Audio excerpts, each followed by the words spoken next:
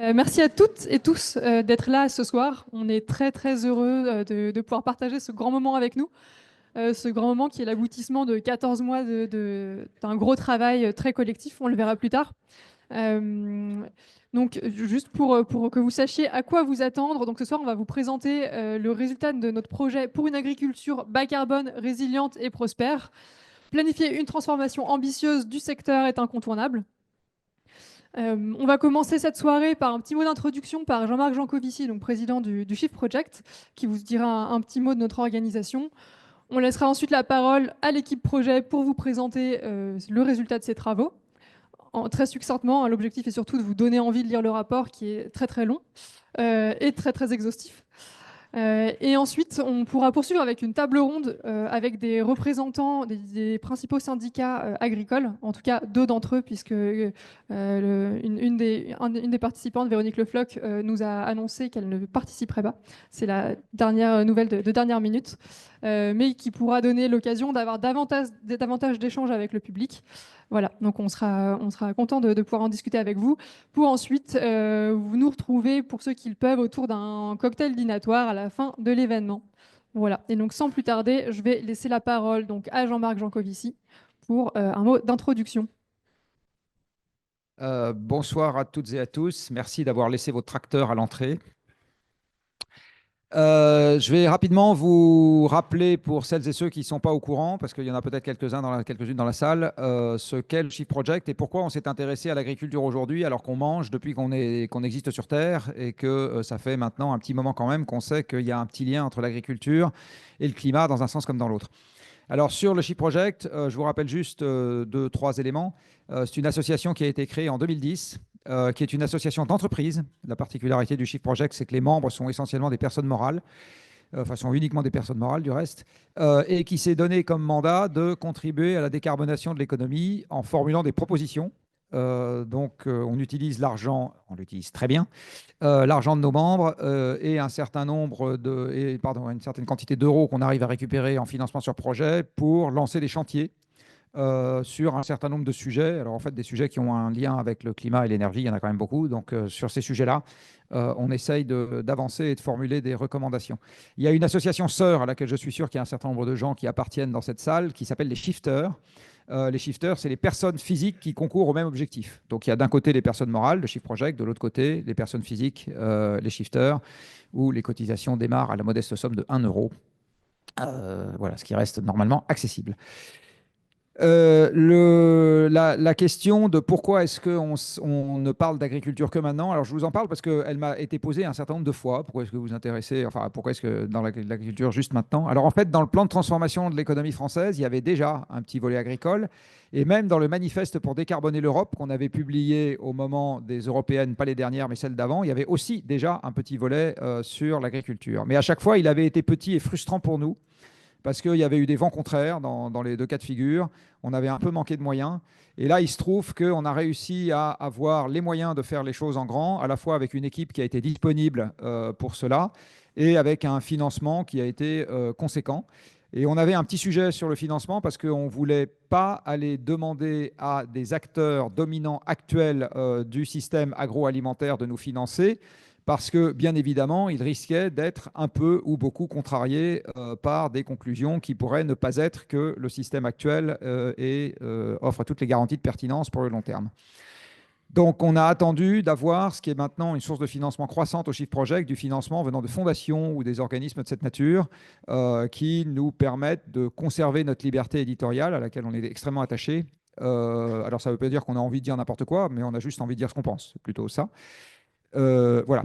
La méthode de travail du Shift Project, dans tous les secteurs, et donc dans celui-là, on n'a pas fait exception, c'est toujours de travailler en collaboration, et même peut-être parfois plus qu'en collaboration, parce que c'est eux qui ont la compétence, avec des acteurs du secteur concerné. Donc en fait, notre méthode est toujours la même. On va chercher des gens qui ont envie de s'intéresser au sujet qui est le nôtre au sein des secteurs concernés, et on travaille avec ces gens-là parce que c'est eux qui ont la compétence technique du secteur sur lequel on travaille. On fait qu'on parle de numérique, qu'on parle d'agriculture, qu'on parle de transport. Notre méthode de travail est toujours la même.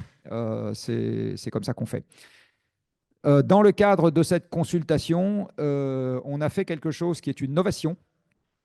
parce que de plus en plus au sein du Shift Project, on a envie non seulement de réfléchir, mais on a aussi envie d'échanger. Alors les échanges, on le fait toujours en format un peu rapproché avec un nombre fatalement restreint de gens, parce que quand vous avez des échanges très approfondis, vous ne pouvez pas faire ça avec des milliers d'individus. Enfin, en tout cas, nous, on n'a pas l'envergure pour faire ça. Mais on a innové dans une modalité dont les résultats seront dévoilés dans 15 jours à peu près, puisqu'il y a eu, et ça a également inspiré les travaux, un sondage à très large échelle auprès du monde agricole, dans notre jargon on a appelé la grande consultation, et qui a fourni quasiment 8000 réponses exploitables, ce qui est vraiment quelque chose de très, très important. Et ça inaugure quelque chose qu'on espère pouvoir reproduire dans d'autres secteurs derrière, c'est-à-dire d'aller demander aux gens du secteur, avec quelque chose qui soit un peu représentatif, où ils se situent par rapport au problème qui est le nôtre. Et ça nous permet d'avoir de l'information sans intermédiaire. Donc, les intermédiaires ont une vertu, évidemment, on en discutera tout à l'heure, mais là, ça nous offre un complément d'information supplémentaire qui est qu'on est sûr d'avoir l'information au bon sens du terme, sans filtre, c'est-à-dire d'avoir accès pour un certain nombre d'éléments qui nous paraissent pertinents, de façon quantitative et à large échelle, auprès d'acteurs du secteur pour savoir un peu ce qu'ils ont dans la tête. Voilà, je ne suis pas beaucoup plus long. Je vais passer la parole aux gens qui ont vraiment travaillé. Donc, Clémence, qui a coordonné le projet et qui va vous en dire un peu plus.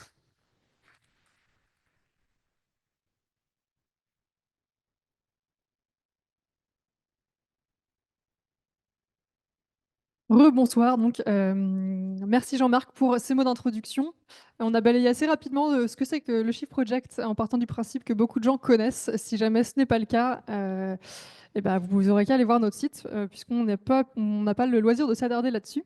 Donc je vais, pour rentrer un peu plus dans le vif du sujet, Jean-Marc ayant un petit peu expliqué le pourquoi, du comment on a décidé de lancer ce projet. Euh, Ce qui est important pour nous quand même, c'est de rappeler effectivement l'enjeu que c'était pour nous de nous inscrire dans le cadre d'une vision systémique qui est portée au sein du Shift, qui vise à croiser les enjeux de différents secteurs économiques qui sont tous interconnectés, et donc avec des enjeux de bouclage, notamment climatique, carbone et énergétique. Et donc le secteur agricole et globalement les enjeux liés à la biomasse sont aujourd'hui un gros trou dans la raquette du Shift qu'on commence à peine à combler.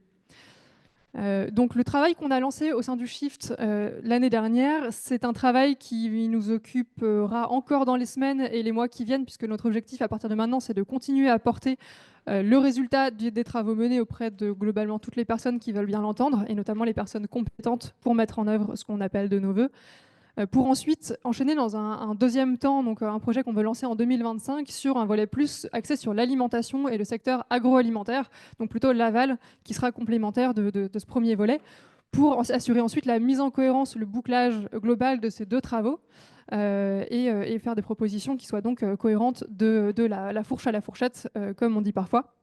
En rappelant qu'on a un périmètre qui est toujours aussi évidemment limité par nos moyens, essentiellement, à la France hexagonale, à horizon 2050, c'est notre horizon pour ce travail. Et on n'a pas pu traiter la pêche et l'aquaculture, ce qui nous est souvent reproché, donc on préfère le dire d'emblée, même si c'est évident que c'est un énorme sujet, notamment pour la France. Et ces travaux ont vocation donc à alimenter de nouveau cette vision systémique qu'on cherche à faire perdurer au sein du plan de transformation de l'économie française, qui est un gros travail itératif qu'on continue de porter au Shift.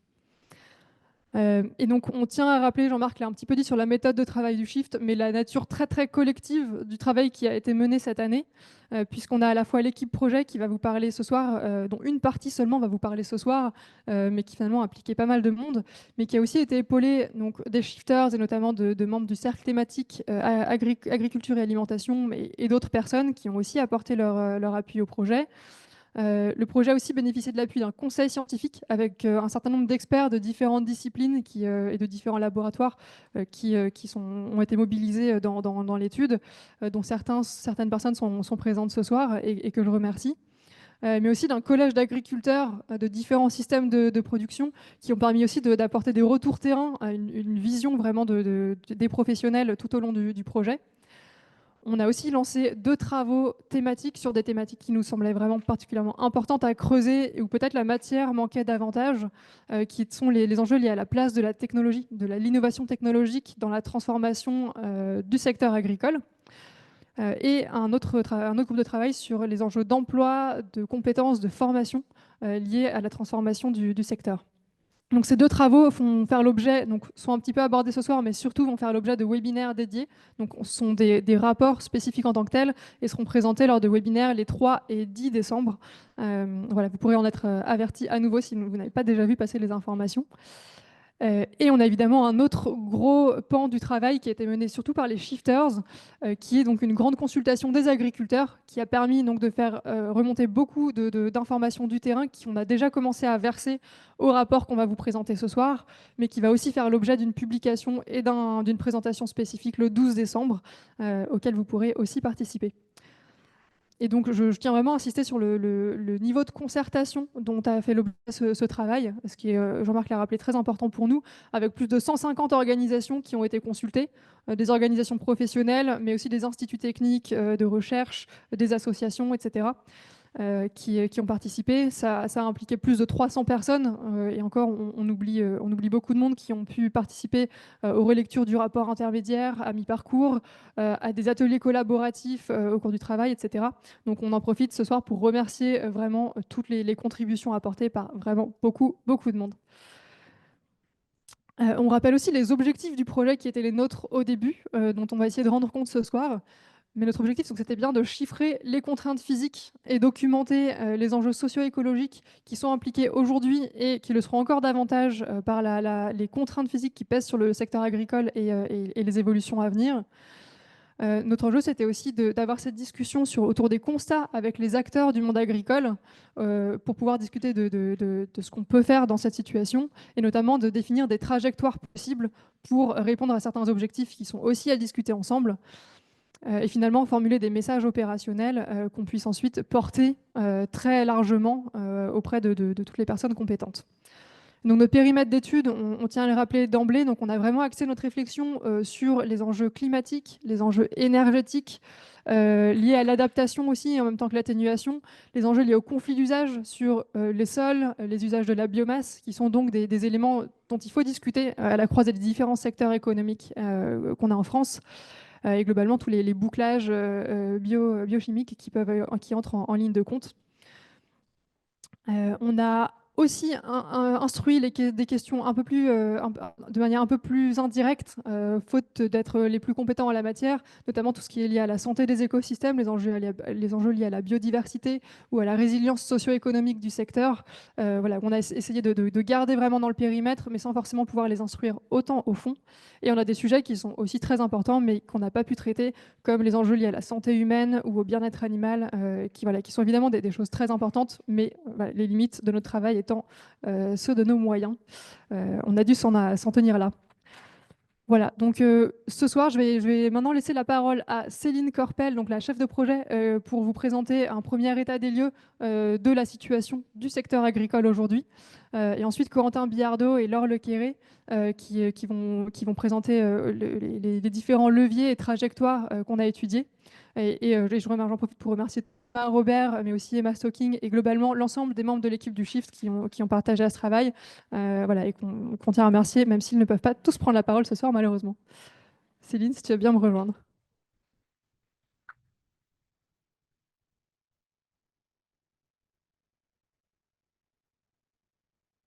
Bonsoir à toutes et tous. Merci d'être si nombreux pour notre présentation du rapport ce soir. Donc, je suis Céline Corpel, chef de projet agriculture au Shift depuis 1 an à peu près.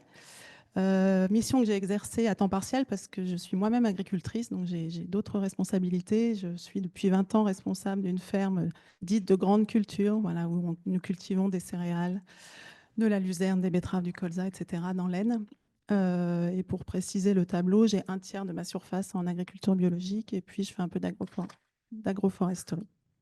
Donc effectivement, je vais essayer de vous présenter en quelques tableaux un petit peu le contexte dans lequel on a inscrit notre réflexion prospective. Vous nous excuserez si c'est un peu synthétique, mais c'était, comme l'a dit Clémence, pas évident de résumer notre long rapport en quelques tableaux. Pour commencer, l'agriculture française, déjà, ce qu'il faut avoir en tête, c'est que c'est un système qui est extrêmement diversifié. On a la chance Et en tout cas, la réalité est celle-ci, c'est qu'on a vraiment des contextes extrêmement variés, des contextes pédoclimatiques, donc l'association d'un sol et d'un climat extrêmement diversifiés d'un bout à l'autre du territoire. Et donc, c'est difficile de parler de transition de l'agriculture de façon globale, puisque les solutions sont à adapter en fonction de chaque terroir. Historiquement, les fermes étaient construites sur l'association de culture et d'élevage. Et ce qu'il faut retenir, c'est que tout au long du XXe siècle, et surtout la deuxième moitié du XXe siècle, les systèmes se sont spécialisés, ce qui a abouti à une simplification des paysages et donc concentration de certaines cultures dans certains territoires et inversement de l'élevage dans d'autres, un peu à cause du relief, mais pas que. Et puis surtout une concentration des effectifs animaux, des cheptels. Là, vous voyez les ovins, les volailles de chair et les porcins, donc avec une concentration, une spécialisation dans des systèmes qui n'existaient pas auparavant. Alors l'agriculture, à quoi ça sert? L'agriculture, ça produit de la biomasse. La biomasse, on en entend parler sous ce terme maintenant. La biomasse agricole, qu'est-ce que c'est? C'est l'ensemble des matières végétales qui sont produites sur les parcelles agricoles, qui sont le résultat d'un processus naturel qui est quand même assez sympathique puisqu'il capte du dioxyde de carbone. Et donc la photosynthèse permet de fabriquer toute cette biomasse, la productivité de cette photosynthèse étant fortement conditionnée par le principal facteur limitant qui est l'azote. L'azote étant apporté dans les systèmes soit par la fixation symbiotique, avec ce qui est possible pour les légumineuses, mais aussi par les engrais. La biomasse aujourd'hui, en tonnage, une grosse partie de cette biomasse en fait n'est pas exportée, n'est pas utilisée, elle reste au sol et c'est indispensable pour préserver le taux de matière organique des sols, pour assurer le maintien de la fertilité et au passage stocker du carbone. Et puis donc elle est utilisée dans différents débouchés de l'alimentation, l'énergie, biomatériaux, etc. Sachant que les différents débouchés ne sont pas étanches, il y a beaucoup de connexions entre les différentes filières selon les années et la qualité des productions. Pourquoi ça devient un sujet dont vous entendez parler aujourd'hui beaucoup en planification écologique? C'est que cette biomasse, donc, elle est produite sur une surface qui est en contraction constante, avec des rendements qui sont très irréguliers du fait du changement climatique, etc., des marchés aussi, face à des besoins croissants. Donc on a vraiment des questions d'arbitrage dans l'utilisation de cette biomasse. Ça, c'est une partie en fait physique d'organisation du système.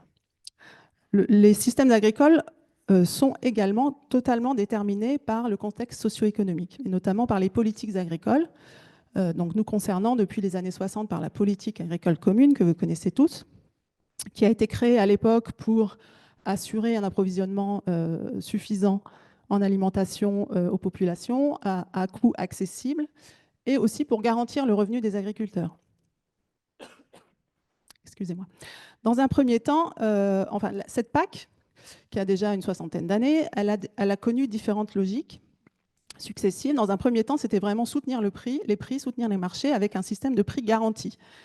Ce qui paraît assez incroyable aujourd'hui, mais en tout cas pour un certain nombre de productions, le producteur n'avait pas à se soucier de combien il allait vendre sa marchandise après la récolte.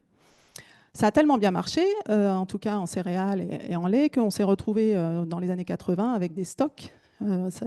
On a demandé aux agriculteurs de faire des jachères, etc., etc. Donc là, on a changé en fait le système de la PAC et on est passé de prix garantis à des aides à la surface, donc qui ont toujours lieu aujourd'hui, des aides à l'hectare, dans l'idée de découpler en fait le soutien public.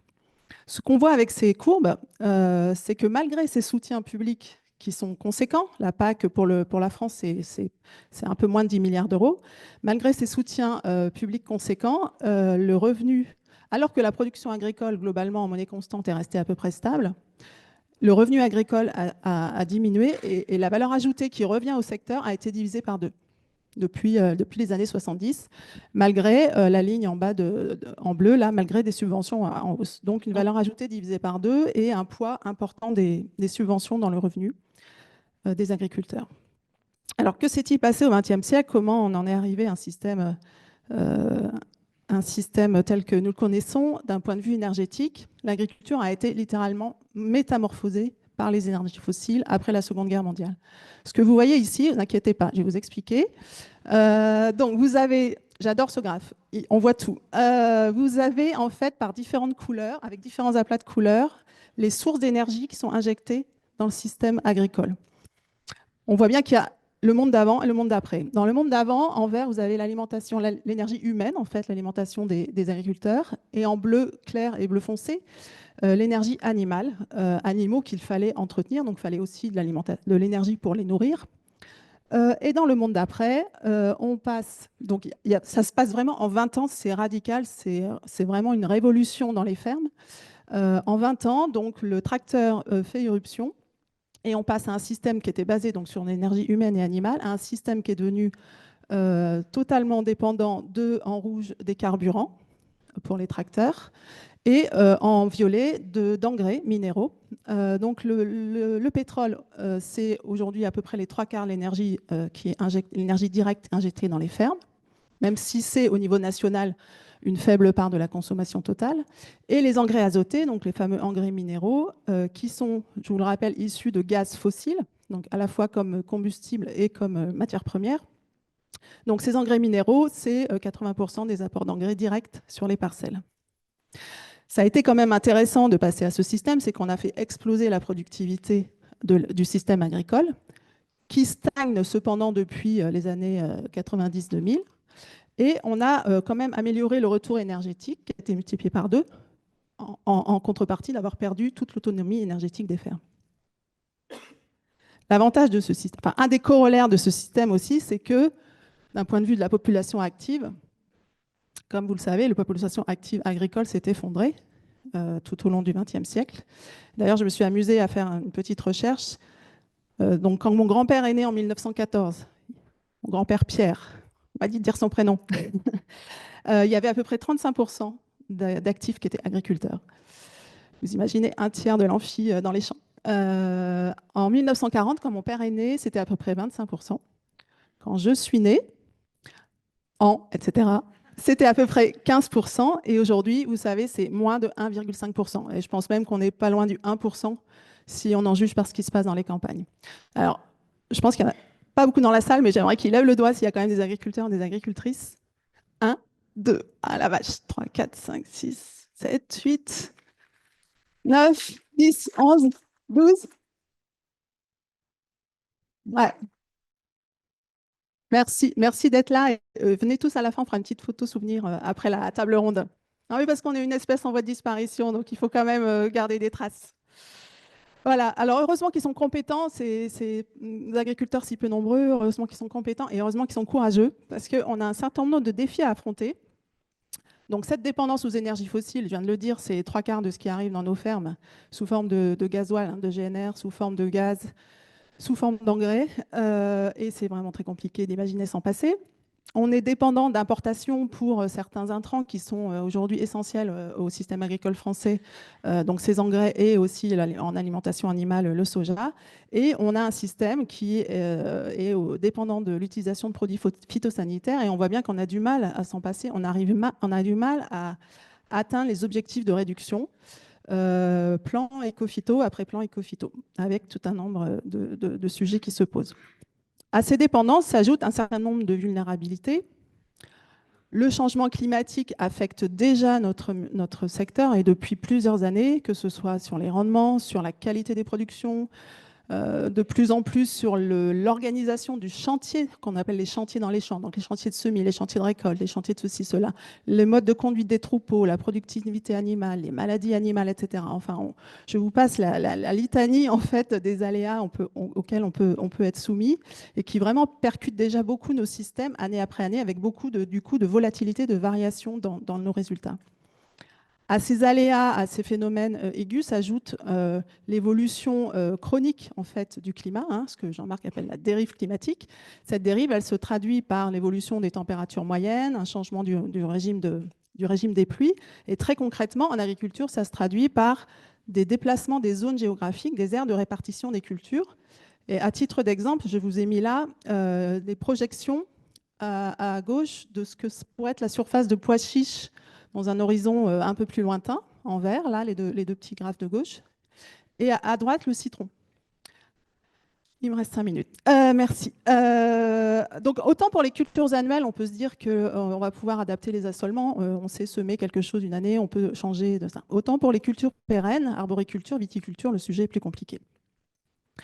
À ces vulnérabilités s'ajoute aussi donc une exacerbation sur les ressources, que sont l'eau, les sols, les questions de génétique et de semences, quelle génétique on doit travailler, plein de questions qui sont adressées au secteur. En termes d'émissions de gaz à effet de serre, le secteur agricole, c'est à peu près 18% des émissions nationales, avec 74 millions de tonnes, essentiellement pas du CO2 justement, mais surtout du méthane qui est issu des cheptels de ruminants et du protoxyde d'azote issu de la fertilisation. À ces émissions directes, dans le raisonnement, et c'est ce qu'on a utilisé dans la suite des travaux, il faut tenir compte aussi des émissions indirectes, dont un des gros montants est sont les émissions de CO2 liées à la fabrication des engrais azotés. Le secteur est en plus, donc on le sait, a beaucoup d'impact sur les écosystèmes, que ce soit les milieux aquatiques, l'air, etc., la biodiversité, tout en étant en interaction avec eux. Pour finir ce tableau rapide, je voudrais finir sur cette idée enfin c'est pas une idée, sur cette réalité que le secteur agricole est une source de solution. C'est un puits de carbone naturel. Il y a beaucoup de carbone stocké sous les sols agricoles, notamment sous les prairies, qui rivalisent avec les forêts en termes de tonnes de carbone par hectare.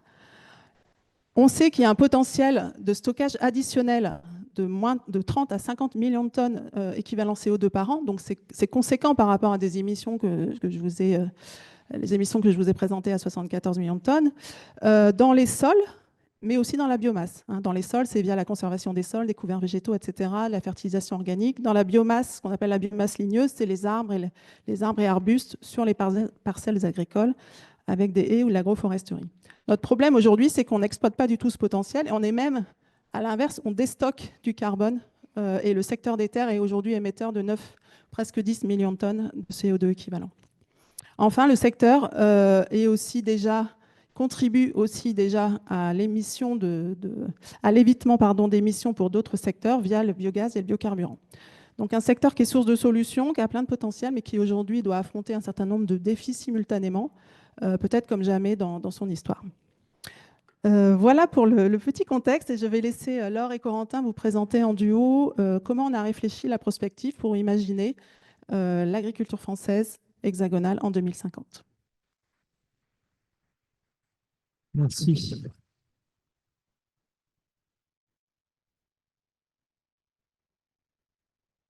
Merci beaucoup. Corentin Biardot, donc ingénieur de projet agriculture au Shift.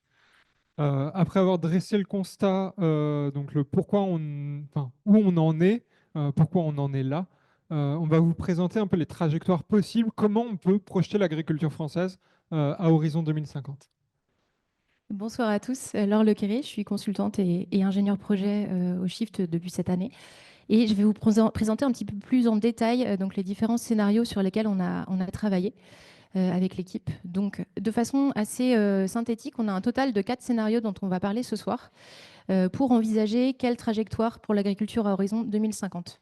Donc, d'abord, on a une première phase de travail sur laquelle on s'est focalisé sur 3 scénarios qui visent des priorités stratégiques qu'on entend très largement dans le débat public depuis plusieurs années, que ce soit de la part de décideurs politiques ou d'acteurs économiques, avec un premier scénario qui viserait à améliorer l'autonomie agricole et alimentaire de la France. Donc, qui vise à réduire au maximum les importations, que ce soit de fertilisants, d'alimentation animale ou d'énergie. Un deuxième scénario dont on entend aussi de plus en plus parler grâce au potentiel de valorisation de la biomasse qui vise à faire de l'agriculture une contributrice à l'autonomie énergétique de la France, donc à la fois pour les usages agricoles et pour des usages non agricoles. Et un troisième scénario avec une priorité stratégique qui vise à maintenir des capacités d'export pour la ferme France en produisant un maximum de biomasse à vocation d'alimentation humaine, donc des céréales et des oléoprotéagineux.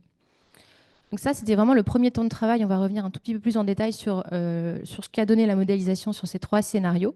Et dans un deuxième temps, on a construit un 4e scénario qu'on a appelé scénario de conciliation, qui est vraiment fondé sur le cadre des contraintes physiques qu'ont évoqué Jean-Marc et Clémence en introduction, Et on va revenir également sur sa raison d'être. Mais ce scénario a vraiment pour vocation à la fois de répondre aux objectifs d'atténuation qui sont les objectifs notamment fixés dans la stratégie nationale bas carbone, donc 48 millions de tonnes d'équivalent CO2 pour les émissions directes du secteur, et également de viser une meilleure résilience pour le système agricole.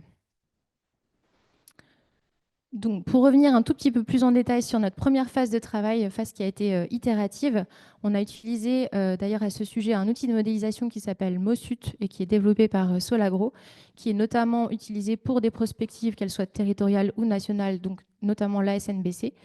On a eu cette première phase de travail où finalement le résultat de passer ces priorités stratégiques dans la moulinette de l'outil de modélisation nous a fait constater qu'aucun de ces scénarios, de ces 3 premiers scénarios, ne passe sous la barre de l'objectif climatique de 48 millions de tonnes. Et donc, qu'est-ce qui se passe quand on cherche à leur faire atteindre cette barre? Ce qui s'est passé, donc deuxième phase de travail, on cherche à contraindre ces scénarios sous 48 millions de tonnes d'émissions directes. Et là, on a constaté qu'en fait, certes, ils répondaient à cet objectif d'atténuation, mais il y avait des nouvelles dépendances, des nouvelles vulnérabilités qui apparaissaient, que ce soit en termes d'autonomie alimentaire, énergétique, ou des vulnérabilités, par exemple, liées au fait qu'on veut se passer d'importation, si on donne l'exemple du premier scénario.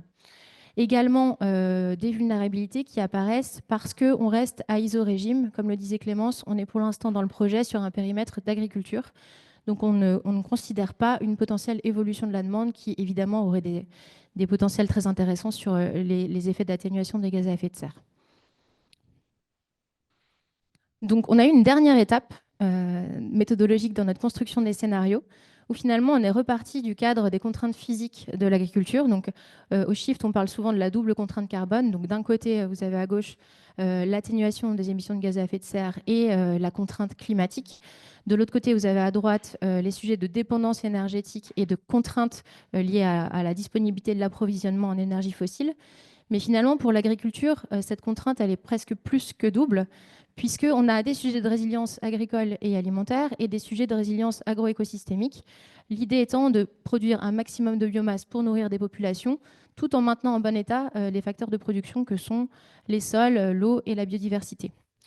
Donc, si on passe rapidement sur les 3 premiers scénarios que j'ai évoqués, vous le voyez ici avec la petite animation, aucun de ces 3 scénarios ne permet de couvrir l'ensemble des 4 volets de la résilience, même s'ils contribuent tous, puisque c'était l'objectif de notre modélisation, à atténuer les émissions de gaz à effet de serre comme c'est souhaité dans les objectifs officiels.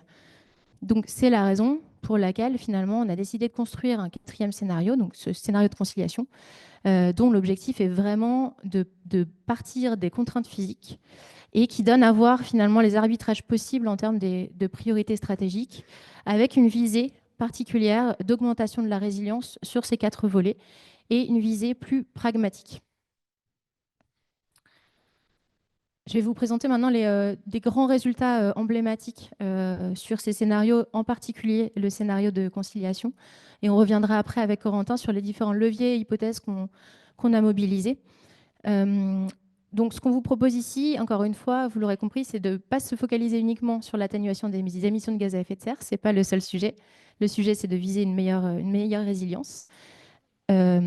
Donc, le premier indicateur qu'on vous propose ici, c'est un indicateur de résilience agricole et alimentaire au travers du potentiel nourricier, donc la capacité des scénarios à nourrir une population humaine. Encore une fois, à iso-régime, et ici, sous l'angle de l'énergie. On peut également mesurer ce potentiel nourricier sous l'angle des protéines végétales, animales ou totales. Pour illustration, donc ce que vous voyez en bleu foncé, c'est la situation initiale. Vous avez ensuite à droite les 4 scénarios étudiés. Premier constat, dans l'ensemble des 4 scénarios, on a une dégradation du potentiel nourricier qui n'est pas surprenante, puisqu'on va substituer des surfaces, notamment en céréales, par des surfaces en légumineuses qui sont, pour l'instant en tout cas, moins productives à l'hectare. Et parce que dans nos scénarios, on considère également une part plus importante d'agriculture biologique qu'aujourd'hui. Spécifiquement pour le scénario de conciliation, ce qu'on voit, c'est qu'on peut nourrir à horizon 2050 87 millions de personnes à iso-régime, ce qui permet de couvrir les besoins d'une population française à 2050, et potentiel nourricier qui augmenterait encore plus si on avait une évolution de ces régimes alimentaires vers notamment des régimes moins carnés.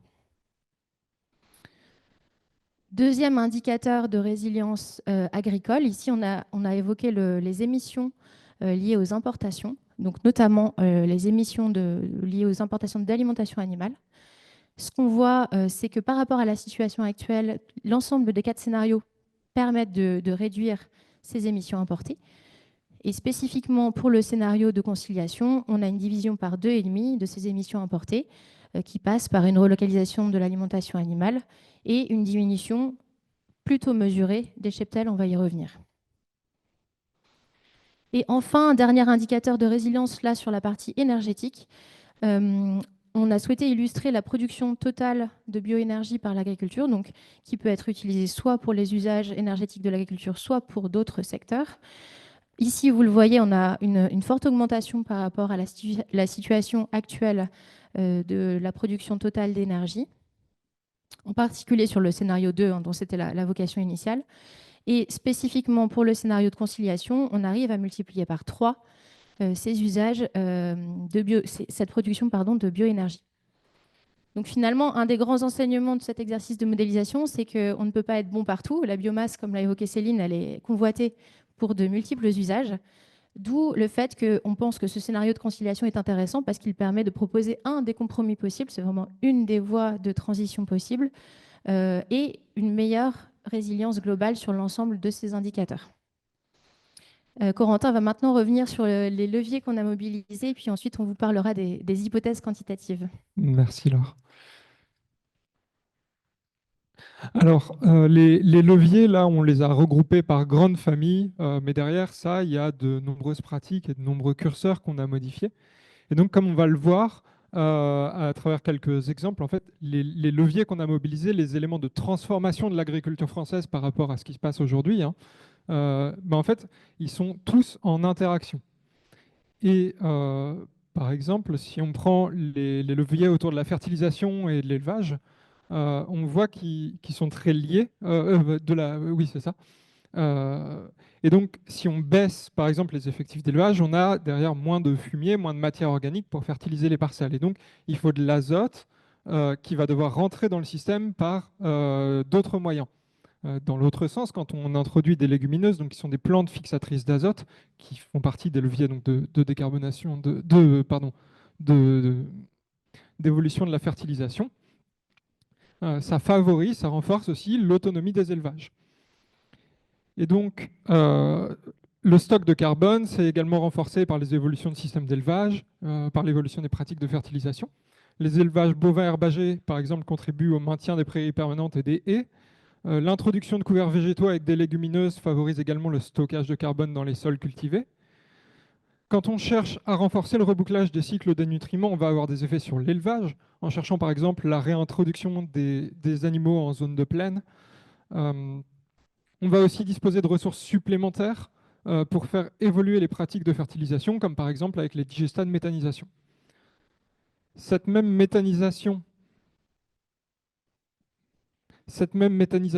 elle est aussi une source de production de biogaz, et puis elle permet de décarboner donc une partie de l'énergie qui est consommée sur les fermes. On peut aussi voir que les pratiques qui sont souvent associées au maintien du carbone dans les sols, elles contribuent à réduire la demande énergétique, notamment les pratiques de l'agriculture de conservation des sols. Et donc, oui, j'en arrive ici.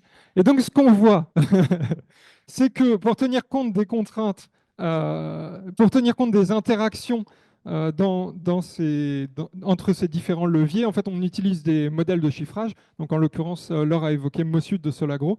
Et en fait, ces modèles, la prise en compte de toutes ces interactions qui est le gage de la cohérence et de la robustesse de nos scénarios et qui définissent le champ des possibles d'un point de vue physique, en fait. Ce qu'il faut retenir finalement, c'est que le degré d'activation de ces leviers, il a des dépendances, des effets, enfin ils ont tous des effets les uns sur les autres. Et donc c'est nécessaire d'avoir une vision systémique qui tienne compte de l'ensemble des éléments qu'on cherche à modifier pour construire la transition. Alors je vais pouvoir rentrer un peu plus en détail dans ces leviers, avec le premier levier sur la réduction et la décarbonation de l'énergie. Alors ça peut passer par de l'efficacité énergétique, bien sûr, et puis des changements systémiques. Avec ça, dans notre scénario, on arrive à réduire d'à peu près 20% la consommation d'énergie. Par ailleurs, ça intègre également des enjeux autour de la décarbonation de l'énergie qui est consommée, et notamment le parc de machines, les tracteurs, sur lequel on fait porter une partie importante de cette décarbonation, puisque c'est 70% de l'énergie consommée qui est principalement du carburant pour les tracteurs. Et donc pour ça, dans notre scénario, on a pris des hypothèses euh, d'un tiers d'électrification, un tiers de tracteurs qui fonctionneraient au biogaz et un tiers de biocarburant pour des machines qui sont plus difficiles à électrifier ou passer au biogaz. Et puis enfin, l'agriculture peut contribuer à la production d'énergie. Dans ce scénario, on couvre les besoins de l'agriculture et on va même un peu au-delà, avec près de 100 TWh de bioénergie disponible sous forme de biogaz et de biocarburant pour les autres secteurs de l'économie. Et d'ailleurs, il faudra qu'il y ait des arbitrages sur les usages en fait, de ces bioénergies. Alors l'énergie, ça nous amène aussi vers un enjeu crucial qui est la fertilisation. L'engrais azoté, c'est beaucoup d'énergie. Il faut 1 tonne équivalent pétrole pour produire 1 tonne d'azote, en général sous forme de gaz naturel. Pour réduire le besoin, il faut miser sur des cultures qui demandent moins d'engrais azotés, comme les légumineuses, dont on triple les surfaces dans le scénario, ou des conduites à bas niveau d'intrants, comme l'agriculture biologique. On fait aussi l'hypothèse d'un recyclage plus important des matières organiques, de sorte qu'en sortie de modèle, on puisse atteindre une réduction de 70% de l'utilisation d'engrais azotés de synthèse.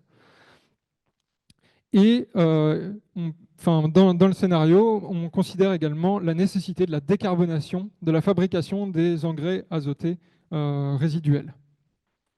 Et tout ça, ça nous conduit à réduire les impacts sur l'eau et la biodiversité, et ça permet aussi de réduire nos dépendances aux importations d'engrais qui viennent de pays pétroliers et gaziers comme la Russie. Et donc, comme on l'a vu, ces pratiques de fertilisation, elles ne peuvent pas être prises isolément des pratiques d'élevage. Donc, je vais laisser Laure en dire un peu plus à ce sujet.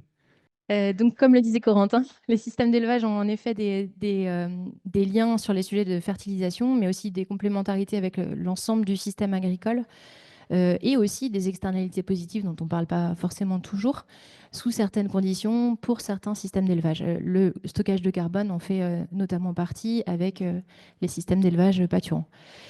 Donc, toute notre réflexion dans le scénario de conciliation, ça a été finalement de trouver le point d'équilibre et vraiment un compromis, à nouveau, entre le fait de préserver les systèmes vertueux, de diminuer les effectifs, mais de façon planifiée et non subie, comme c'est le cas actuellement, en tout cas pour les ruminants, et également de limiter les émissions importées, en particulier liées à l'alimentation animale, et en particulier de soja qui peut être déforestant, donc générant des émissions de CO2. Il faut savoir que les enjeux de transition, on n'a pas le temps de revenir en détail sur les enjeux entre ruminants et monogastriques, donc poulet et porc, mais ces enjeux sont vraiment distincts selon le type d'élevage dont on parle. Les ruminants émettent beaucoup de gaz à effet de serre, en particulier de méthane, et les monogastriques sont des forts consommateurs d'énergie et de biomasse qui entrent parfois en concurrence avec l'alimentation humaine. Donc en tout cas, on a cherché à avoir une approche vraiment distincte sur les hypothèses d'évolution de ces différents types d'élevage dans notre scénario de conciliation.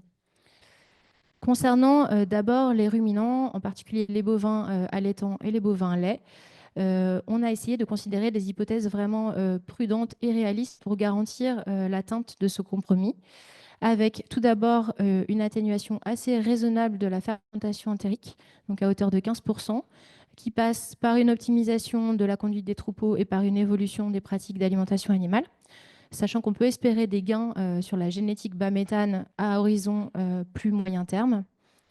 On mobilise également pour ces élevages de ruminants un levier mécanique de diminution des effectifs, mais de façon assez mesurée. Aujourd'hui, sur les effectifs de bovins allaitants, on est sur un rythme de diminution d'environ 2,6% par an. Sur les effectifs de bovins laits, de 1,9% par an. Dans notre scénario de conciliation, on arrive à ralentir ce rythme à 1% par an, ce qui reste une hypothèse compatible avec nos objectifs de décarbonation globaux. C'est vraiment un point important à avoir en tête. Et enfin, on cherche pour ces ruminants à préserver au maximum les systèmes les plus résilients, avec notamment une augmentation des systèmes beaucoup plus pâturants pour les bovins laits et des systèmes plus pâturants pour les bovins allaitants. Et une préservation, en dernier lieu, d'un maximum de surface en prairie permanente qui permettent en particulier de conserver les stocks de carbone dans le sol. Pour les monogastriques, les principales hypothèses, elles ont porté sur la décarbonation de l'alimentation animale, puisque par exemple les volailles sont les premiers consommatrices en tonnage de soja. Une répartition plus équilibrée de ces élevages en fonction de la capacité des milieux à gérer les effluents et aussi en fonction des besoins de fertilisation locaux. Et en dernier lieu, une diminution de la concurrence alimentaire, donc via une diminution mesurée des effectifs de ces monogastriques et la valorisation d'un maximum de coproduits dans leur alimentation. Et enfin, pour l'ensemble des élevages, on a tablé sur un développement assez important de la valorisation des effluents d'élevage via à la fois une meilleure couverture des fosses et le développement de la méthanisation à hauteur de 50% des effluents. Enfin, dernier levier qu'on souhaite illustrer ce soir et qu'on a mobilisé en particulier dans notre scénario, c'est la capacité du système agricole à stocker du carbone et donc à améliorer le bilan net des émissions.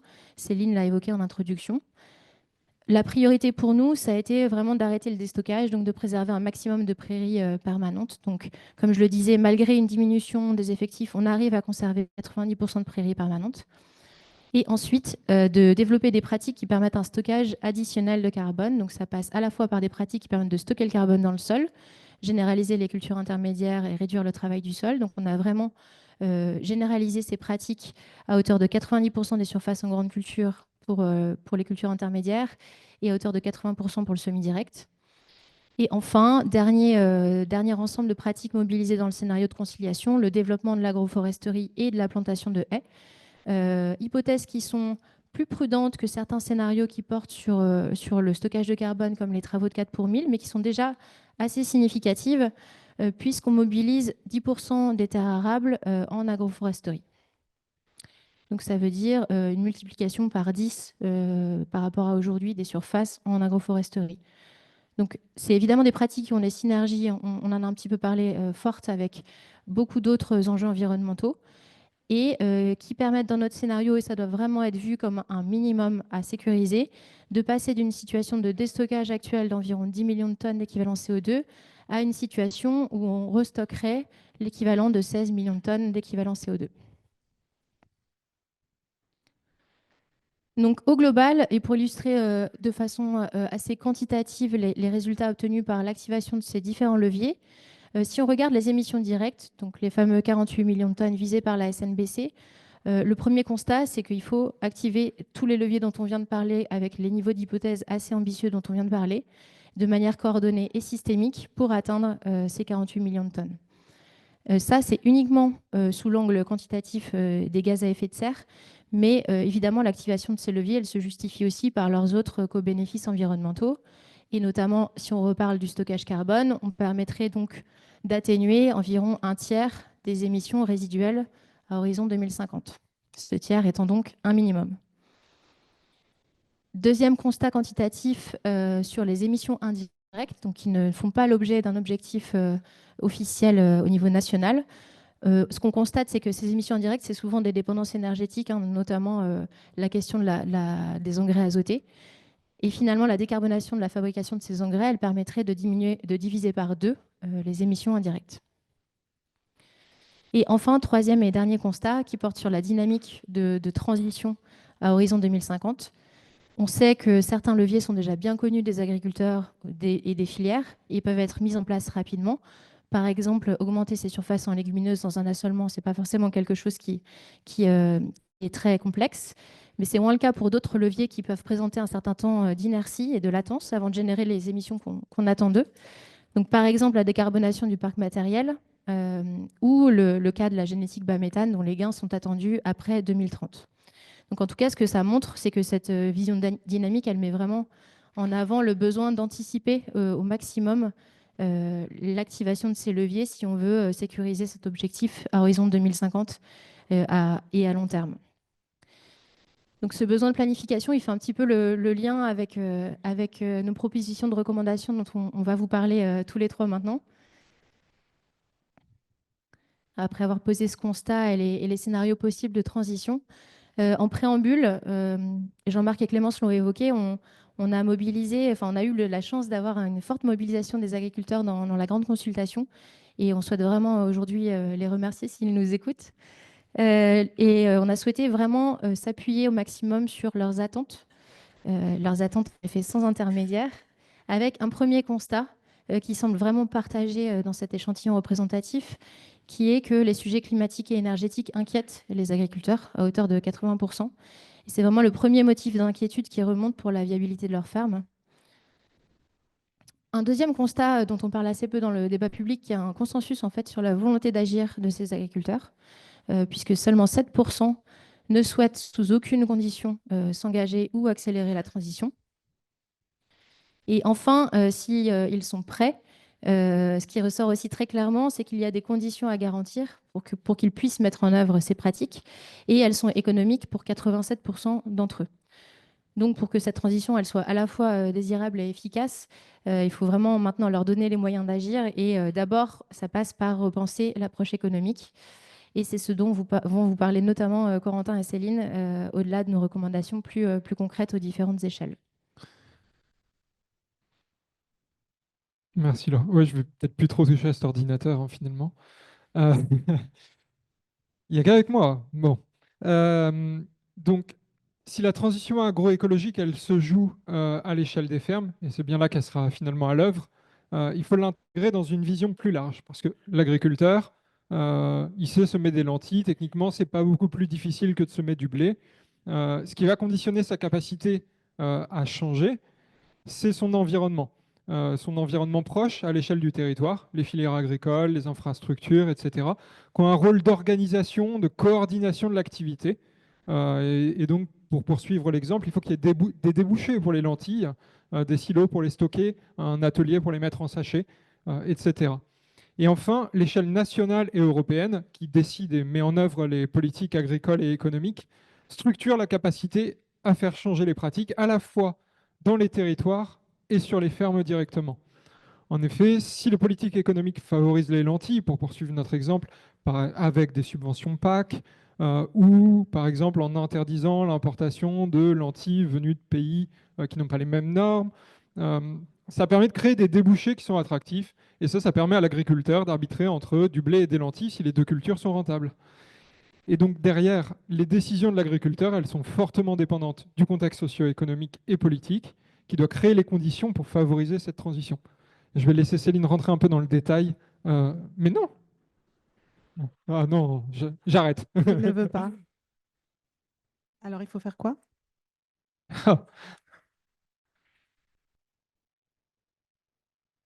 Je vais très vite. C'est pour vous faire répéter, réviser. Et voilà. Merci, Quentin.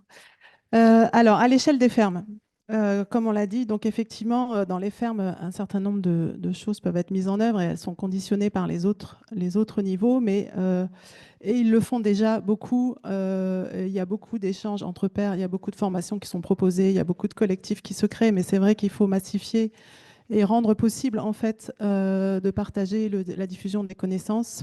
Et puis pour chacun, selon son système, selon ce monde de production, selon son territoire, selon les risques climatiques de son territoire, s'engager dans des pratiques agroécologiques. Je ne vais pas lister ici, mais en gros, se soucier de sa dépendance aux fossiles, se soucier de sa dépendance aux importations, se soucier de sa dépendance à certains débouchés limités ou des acheteurs limités, etc.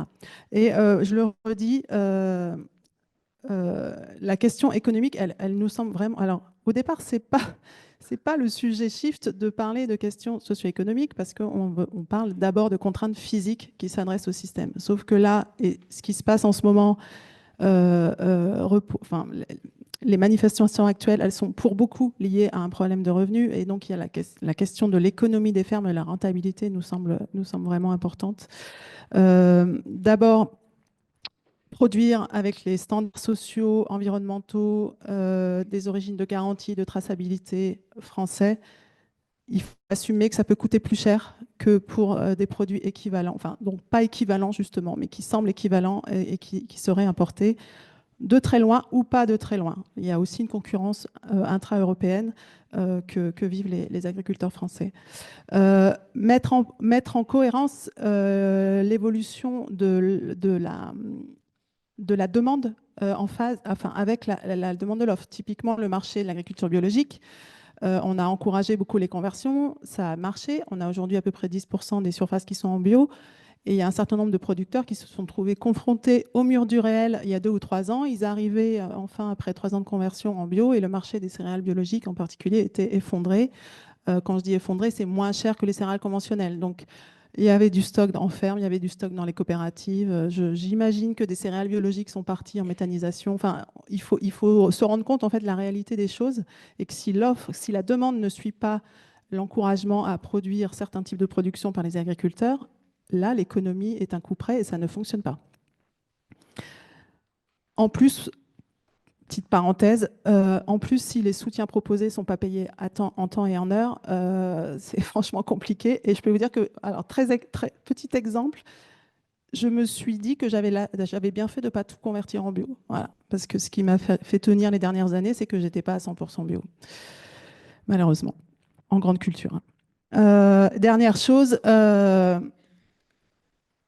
privilégier l'incitation peut-être plutôt que la coercition. Les agriculteurs, ce sont des entrepreneurs. Si le marché est là, ils sauront produire et ils sauront aller produire. Je l'ai dit, ce sont des gens courageux. À l'échelon, au-delà des fermes, il nous semble que l'échelon territorial, justement, c'est un bon échelon pour traiter des problématiques dont on parle qui sont toutes corrélées. Donc l'eau, les sols, la biomasse, etc. Ça semble pertinent de gérer ça à un niveau territorial et donc de planifier l'agriculture aussi à ces échelons-là, en vraiment se souciant de l'adaptation des systèmes agricoles qu'on soutient par les politiques publiques, qui sont de la compétence des acteurs territoriaux, que ce soit les politiques d'installation, les marchés publics pour les cantines, appliquons la loi Egalim, par exemple, les politiques des plans d'urbanisation aussi, il faut conserver les sols fertiles au maximum, ou en tout cas les artificialiser avec discernement. Favoriser les systèmes résilients. Je vous encourage à aller dans le rapport. J'ai l'impression d'être très succincte là, mais je ne veux pas passer trop de temps. Mais encourager les systèmes qui sont adaptés, ne plus forcément soutenir ceux qui semblent à risque climatique. S'interroger aussi peut-être sur des génétiques locales, génétiques régionales, sur les semences. Contribuer à l'organisation des arbitrages sur la biomasse et l'eau avec des activités d'observatoire, d'organisation du dialogue entre les acteurs. Et puis aider à structurer des filières qui auraient besoin de soutien pour se développer, pour se massifier. J'avais une petite animation que je n'ai pas suivie. Au niveau national, le moment on est à un moment où il peut y avoir quand même un certain nombre de choses à reclarifier, à redécider, à la fois au niveau français, mais aussi au niveau européen, pour imaginer peut-être une future PAC qui serait plus en phase avec nos considérations. Les agriculteurs, ils ont vraiment besoin de cohérence, ils ont besoin de savoir ce qu'on attend d'eux, quelle est la priorité assignée au secteur, est-ce qu'on doit produire, avec quels moyens de production, voilà, comment on structure, comment on décide des choix, des modes de production, la question de l'agriculture biologique, la question d'utilisation des produits phytosanitaires. On a besoin de savoir où on va pour se projeter. Une ferme, c'est une petite entreprise. On a aujourd'hui une volatilité des revenus qui est extrêmement insécurisante et c'est très difficile de se projeter, de savoir ce qu'on doit faire. On a besoin d'un minimum de savoir le cap assigné par les pouvoirs publics. En particulier aussi, on l'a parlé pour le monde de l'élevage, qui a besoin aussi de s'organiser. Penser à vraiment la fertilisation azotée sur le long terme. Organisé. Il y a un plan de souveraineté en engrais qui est dans les tuyaux, je crois. Ça nous semble crucial. Et puis, en deuxième point, les questions économiques. Qu'est-ce que ça signifie, qu'est-ce que ça peut signifier garantir la sécurité économique? Ça peut être lever des freins économiques à l'engagement dans des pratiques agroécologiques. On a parlé d'agroforesterie, de haies. Ça a un coût, on peut pas le nier, ça a besoin d'être soutenu.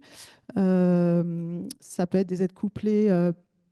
Certaines existent déjà, mais significatives pour encourager l'engagement. Quand je dis significative, c'est un peu plus que parfois ce qui est proposé, qui n'est pas forcément suffisamment incitatif.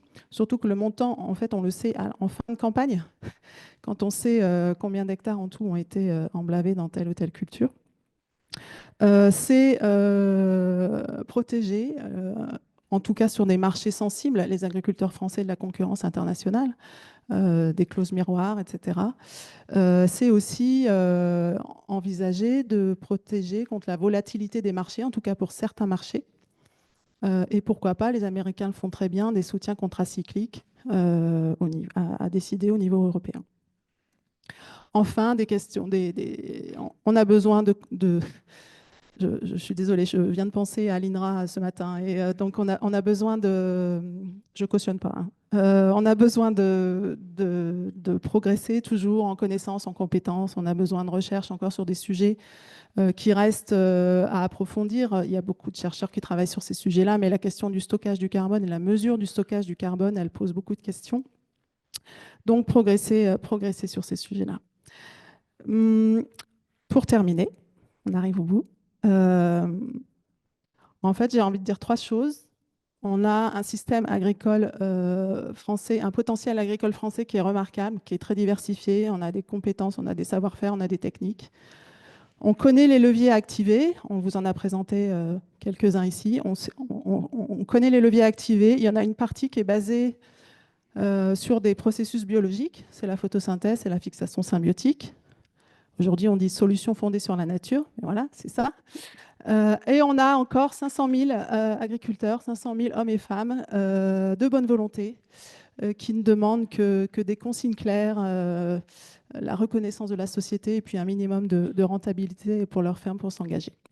Alors, ma question, c'est qu'attendons-nous et qu'attendons-nous? Et je vous remercie.